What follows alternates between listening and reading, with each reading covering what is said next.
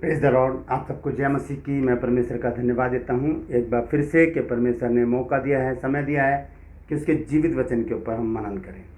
आज एक और बहुत अच्छा विषय मैं लेकर आया हूँ और ऐसा विषय है जो हमारी आंखों को खोलता है।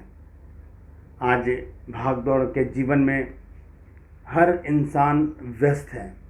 आप एक सड़क पर जाकर खड़े हो जाइए, आप देखिए गाड़ियाँ ऐसे हॉर्न बजा के ऐसे भाग रहे हैं लोग, पता नहीं कौन सी दौड़ में शामिल हैं सब। तो ये व्यस्तता हमें कहाँ लेकर जा रही है, आज इसी विषय पर मैं बातचीत करना चाहता हूँ। मैं आपसे गुजारिश करता हूँ कि पूरा वीडियो देखिए ताकि बात जो है आपके समझ में आ जाए। और ये बहुत ज़रूरी बात है जो मैं आज आपके साथ करना चाहता हूँ। हम वचन में देखते हैं कि बाइबल जो हमारे लिए है वो हमारे लिए भोजन है, प्रतिदिन का भोजन। जब यीशु मसीह ने अपने चेलों को प्रार्थना सिखाई, हे हमारे पिता तू जो स्वर्ग में है, तो उसमें कहा है कि हमारी प्रतिदिन की रोटी हमें दिया कर। तो प्रतिदिन की रोटी जो है वो ये वचन है, ये हमारी प्रतिदिन की रोटी है। अगर हम इसे नहीं खाएंगे तो हम मर जाएंगे। जब मैं बाइबल क्लास लेता हूँ तो मैं स्टूडेंट से पूछता हूँ कि आप कितने समय खाना खाते हैं। तो कोई कहता है सर हम 3 टाइम खाना खाते हैं, सुबह दोपहर और शाम को। कोई कहता है हम 2 ही टाइम खाते हैं, सुबह या रात को। और कोई 4 टाइम बताते हैं मेरे को, एक तो सुबह, एक दोपहर और एक शाम को भी जब चाय का समय होता है उस समय भी थोड़ा बहुत ले लेते हैं, और उसके बाद रात को डिनर। फिर मैं पूछता हूँ क्यों खाते हो खाना, मनुष्य भोजन क्यों करता है, क्यों खाता है खाना। तो हम बताते हैं कि जीवित रहने के लिए। ये बात बहुत ज़रूरी है। भोजन हमारे शरीर को पोषण देता है, जीवन देता है, शक्ति देता है, बल देता है। इसीलिए हम भोजन करते हैं। अगर हम एक हफ्ते भोजन ना खाएं तो हमारा शरीर जो है वो क्षीण हो जाएगा, कमज़ोर हो जाएगा, और हम धीरे धीरे मृत्यु की ओर अग्रसर हो जाएंगे यदि हमें लगातार भोजन ना मिले तो। इसी तरह से इस जीवन का एक हिस्सा और है, वो है आत्मा। हम आत्मा को कौन सा भोजन करवा रहे हैं। देखिए, आत्मा का भोजन है परमेश्वर का वचन, परमेश्वर से प्रार्थना, परमेश्वर के लोगों के साथ संगति और परमेश्वर की आराधना। ये 4 तरह का भोजन है आत्मा के लिए। अगर ये भोजन आत्मा को नहीं मिला तो हम चलेंगे फिरेंगे तो सही, हम बातचीत भी करेंगे लोगों से, उनसे मेल मिलाप भी रखेंगे, भागेंगे दौड़ेंगे, अपने काम पर भी जाएंगे, लेकिन हम आत्मिक रीति से मरे हुए होंगे। तो इस आत्मा को जीवित रखने के लिए हमें आत्मिक भोजन की बहुत ज़रूरत है, और वो भोजन है ये वचन। इसी में सब कुछ है। मैं आपका दोस्त पास्टर राज मैसी आपसे मुखातिब हूँ, और आप देख रहे हैं मेरा यूट्यूब चैनल जिसका नाम है ब्रदर राज मैसी। मैं आपसे गुजारिश करता हूँ कि मेरे चैनल को सब्सक्राइब करें, बेल आइकन को दबाएं ताकि नोटिफिकेशन आपके पास पहुँचे और नया वीडियो आपके पास बिना व्यवधान के पहुँच जाए।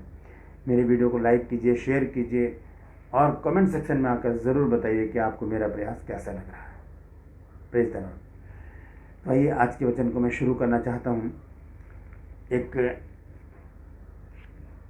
जब हम किसी को फ़ोन मिलाते हैं, ये मेरे पास फ़ोन है, तो वो जिसको हमने फ़ोन मिलाया, चाहे वो कोई भी हो, वो अगर किसी और कॉल पर व्यस्त है तो क्या आवाज़ आती है, ये देखिए। आपने जिस व्यक्ति को कॉल किया है वह अभी दूसरी कॉल पे व्यस्त है, कृपया प्रतीक्षा करें या कुछ समय बाद कॉल। ठीक है, लिखा है कि आपने जिस व्यक्ति को कॉल किया है वो दूसरी कॉल पर व्यस्त है, यानी कि बिजी है। हम थोड़ी देर रुक जाते हैं, फिर हम मिलाते हैं। आपने जिस व्यक्ति को कॉल किया है वह अभी दूसरी कॉल पे व्यस्त है, कृपया प्रतीक्षा करें या कुछ समय बाद कॉल। ये परिस्थिति है जब हम किसी को कॉल करते हैं और वो दूसरे कॉल पर व्यस्त है, और हम चाहते हैं कि बहुत ज़रूरी बात करनी है और वो बहुत लंबी बात चल रही है, वहाँ पर बार बार हम कॉल करे जा रहे हैं, लेकिन वहाँ से क्या आवाज़ आ रही है हमारे पास। आपने जिस व्यक्ति को कॉल किया है वह अभी दूसरी कॉल पे व्यस्त है, कृपया प्रतीक्षा करें या कुछ समय बाद कॉल। या कुछ समय बाद कॉल करें, और ऐसे बहुत समय बीत जाता है। इसी प्रकार से जब परमेश्वर हमसे बात करना चाहता होगा और हम कहीं और व्यस्त हैं, हम किसी और काम में व्यस्त हैं, चाहे वो सांसारिक हो, चाहे वो शारीरिक हो, चाहे वो सामाजिक हो, कोई सा भी काम हो, हम अगर परमेश्वर की आवाज़ को नहीं सुन रहे हैं, परमेश्वर की बात को नहीं सुन रहे हैं, परमेश्वर के साथ संगति नहीं कर रहे हैं, हम व्यस्त हैं, अपने आप को व्यस्त बता रहे हैं, तो हम कहाँ पर व्यस्त हैं? हमारे पास आज परमेश्वर के लिए थोड़ा सा भी समय नहीं है। देखिए, एक लॉजिक है, जैसे कहते हैं कि हमारे कमाई का 10वां हिस्सा परमेश्वर को देना चाहिए, उसी प्रकार हमें अपने समय का भी 10वां हिस्सा परमेश्वर को देना चाहिए। अगर दिन में 24 घंटे हैं तो उसका दशमांश अगर हम निकालें तो हम देखेंगे 1 घंटा 60 मिनट का होता है, और 60 मिनट का अगर दशमांश निकालें तो वो हो गया 6 मिनट, और इस प्रकार से 12 घंटे के हो गए 72 मिनट, और 72 को अगर हम डबल कर दें 24 घंटे में तो हो गए 144 मिनट, और इसके अगर हम घंटे बनाएं तो बनेंगे 2 घंटे और 24 मिनट। 2 घंटे 24 मिनट परमेश्वर के हैं, हम उसमें भी चोरी करते हैं। यीशु मसीह ने कहा है, मरकुस 7 अध्याय और उसके 20 पद में देखिए क्या कहा है। 7 अध्याय उसका 20 और 21 पद देखिए, यीशु मसीह ने हमें समझाई है एक बात। यहाँ लिखा है, फिर उसने कहा, जो मनुष्य में से निकलता है वही मनुष्य को अशुद्ध करता है, क्योंकि भीतर से अर्थात मनुष्य के मन से बुरी बुरी चिंता, व्यभिचार, चोरी, हत्या, परिस्त्रीगमन, लोभ, दुष्टता, छल, लुचपन, कुदृष्टि, निंदा, अभिमान और मूर्खता निकलती हैं। ये सब बुरी बातें भीतर से निकलती हैं और मनुष्य को अशुद्ध करती हैं। इसमें चोरी पर मैं क्यों रुका? क्योंकि हम परमेश्वर के समय में से चोरी करते हैं। जो समय हमको परमेश्वर को देना होता है, हम उस समय को कहीं और लगा देते हैं, हम कहीं और व्यस्त हो जाते हैं। अब एक चीज़ और देखिए, यीशु मसीह ने एक चीज़ और बोली है। जब फरीसियों ने यीशु मसीह को परखने की कोशिश की और यीशु मसीह से पूछा कि कैसर को कर देना उचित है, तब यीशु मसीह ने क्या कहा? 17 ऐसे पढ़ूंगा मैं, मत्ती 22 अध्याय के 17 पद से। यहाँ लिखा है, इसलिए हमें बता, तू क्या समझता है, कैसर को कर देना उचित है कि नहीं? यीशु ने उनकी दुष्टता जानकर कहा, हे कपटियों, मुझे क्यों परखते हो? अब देखिए क्या कहा यीशु मसीह ने, कर का सिक्का मुझे दिखाओ। तब वे उसके पास 1 दीनार ले आए। उसने उनसे कहा, ये मूर्ति और नाम किसका है? उन्होंने उससे कहा, कैसर का। तब उसने उनसे कहा, जो कैसर का है वो कैसर को, और जो परमेश्वर का है वो परमेश्वर को। Praise the Lord. जो परमेश्वर का समय है वो हम परमेश्वर को दें। हम नहीं देते, हम कहीं और बिजी रहते हैं, हम कहीं और व्यस्त रहते हैं। और अगर परमेश्वर हमसे बात करने की कोशिश करेगा तब कैसी आवाज़ आएगी? ये, आपने जिस व्यक्ति को कॉल किया है वह अभी दूसरी कॉल पे व्यस्त है, कृपया प्रतीक्षा करें या कुछ समय बाद कॉल। कब तक बिजी रहेंगे हम? कब हमारे पास समय होगा परमेश्वर के लिए? कब हम परमेश्वर के निकट आएंगे? या क्या जब हम बीमार पड़ जाएं, या बड़ी प्रॉब्लम हमारे जीवन में आ जाए, हम बहुत दुखी हों, परेशान हों, चिंताओं में हों, तब हम आए परमेश्वर के पास? नहीं, हमें हर समय परमेश्वर को स्मरण रखना है, हर समय उससे जुड़े रहना है, क्योंकि सब कुछ देने वाला वही है। देखिए, सबोपदेशक क्या कहता है इस विषय में, मैं इस बात को आपको बताना चाहता हूँ। सबोपदेशक की पुस्तक 7 अध्याय और उसका 14 पद देखिए क्या लिखा है वहाँ पर।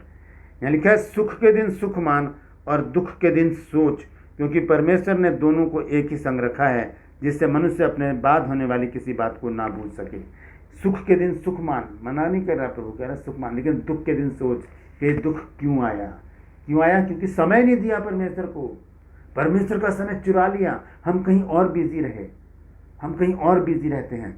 तो वो हमारा जो व्यस्तता है, हमारा बिजीपन क्या करता है, हमें परमेश्वर से अलग कर देता है। यीशु मसीह ने कहा यूहन्ना 15 अध्याय और उसके 5 पद में कि मुझसे अलग होकर तुम कुछ भी नहीं कर सकते। और ये बात सच है, हम प्रभु से अलग होकर कुछ भी नहीं कर सकते। कहाँ बिजी हैं हम लोग? आज हमारे पास समय नहीं है परमेश्वर के पास आने का। आज हमारे पास समय नहीं है वचन पढ़ने का, आज हमारे पास समय नहीं है प्रार्थना करने का, आज हमारे पास समय नहीं है संगति में जाने का, चर्च जाने का। बहुत सारे बहाने हम बना देते हैं। लेकिन जब हमें ज़रूरत पड़ेगी परमेश्वर की, हो सकता है परमेश्वर उस समय व्यस्त हो सकता है परमेश्वर उस समय बिजी हो। हम प्रतीक्षा ही करते रह जाएंगे, हमें कोई जवाब नहीं मिलेगा।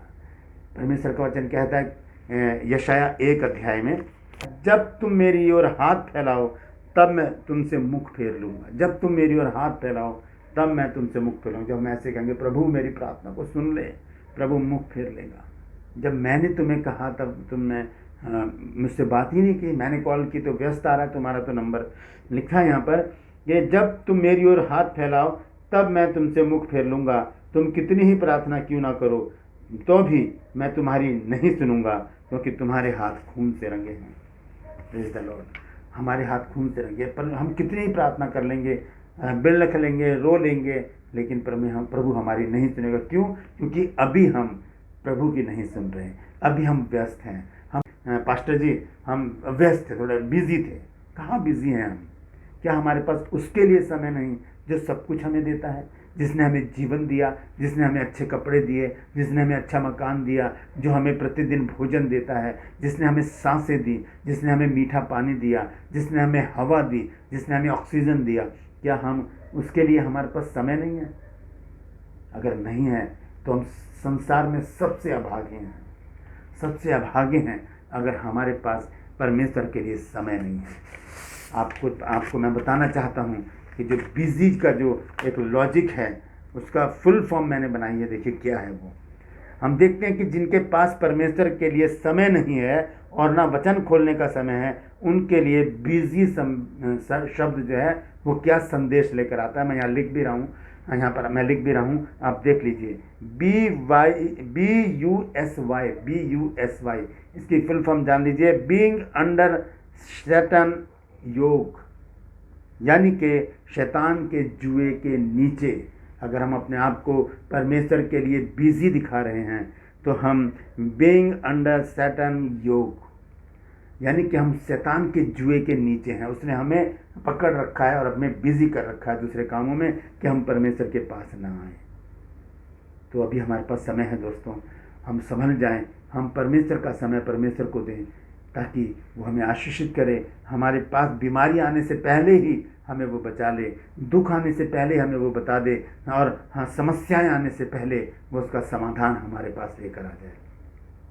सबोपदेशक 7 अध्याय 14 में लिखा है, सुख के दिन सुख मान और दुख के दिन सुख। जब दुख हमारे जीवन में आएगा तब हम सोचें कि हमने क्या गलती की, हम कहाँ बिजी रहे, हमने क्यों नहीं परमेश्वर को समय दिया, हम क्यों नहीं वचन को पढ़ पाए, हमने क्यों परमेश्वर से प्रार्थना नहीं की, हमने क्यों परमेश्वर की आराधना नहीं की, हमने क्यों परमेश्वर की संगति में अपने आप को बिजी नहीं रखा, हम क्यों चर्च नहीं गए, हमने क्यों परमेश्वर के लोगों से संपर्क बनाकर नहीं रखा। एक कटा हुआ सा जीवन हम जीते रहे, हम बिजी रहे, व्यस्त रहे, और जब परमेश्वर ने हमसे बातचीत करनी चाहिए तब हमने ये रिकॉर्डेड वॉइस उसको सुना दी। आपने जिस व्यक्ति को कॉल किया है वह अभी दूसरी कॉल पे व्यस्त है, कृपया प्रतीक्षा करें या कुछ समय बाद कॉल।